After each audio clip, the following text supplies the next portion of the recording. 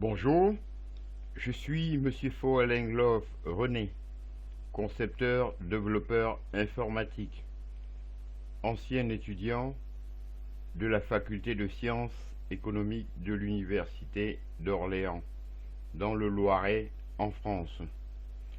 Aujourd'hui, nous allons voir l'économiste classique Frédéric Bastiat.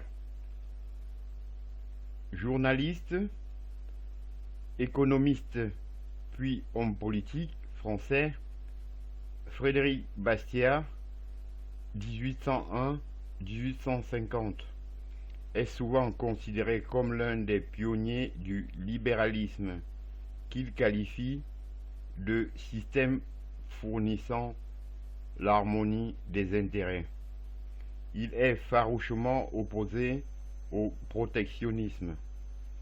Il accuse les barrières commerciales d'entretenir des prix élevés, ce qui a pour conséquence de ne pas stimuler l'activité économique et la concurrence et de brider la progression du pouvoir d'achat.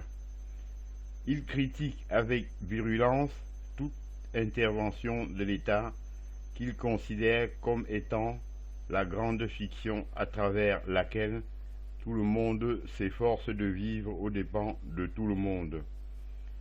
Il estime que la richesse bénéficie à tous. Le profit de l'un est le profit de l'autre. Aujourd'hui, on qualifierait cet effet de relation gagnant-gagnant. Il est connu pour un mode de raisonnement où il met systématiquement en parallèle ce qui se voit avec ce qui ne se voit pas. Concrètement, il rappelle que chaque fois que quelqu'un reçoit, c'est que quelqu'un a donné. Une de ses paroles les plus célèbres est celle de la demande fictive qu'il rédige des producteurs de chandelles qui, pour préserver l'emploi, demandent au roi Louis-Philippe de chasser le soleil du territoire national, car il leur fait une concurrence déloyale. Ces théories économiques libérales ont largement inspiré le Premier ministre britannique Margaret Thatcher, 1979-1990, et le président américain Ronald Reagan, 1981-1989, chacun dans leur politique de désengagement de l'État de l'économie.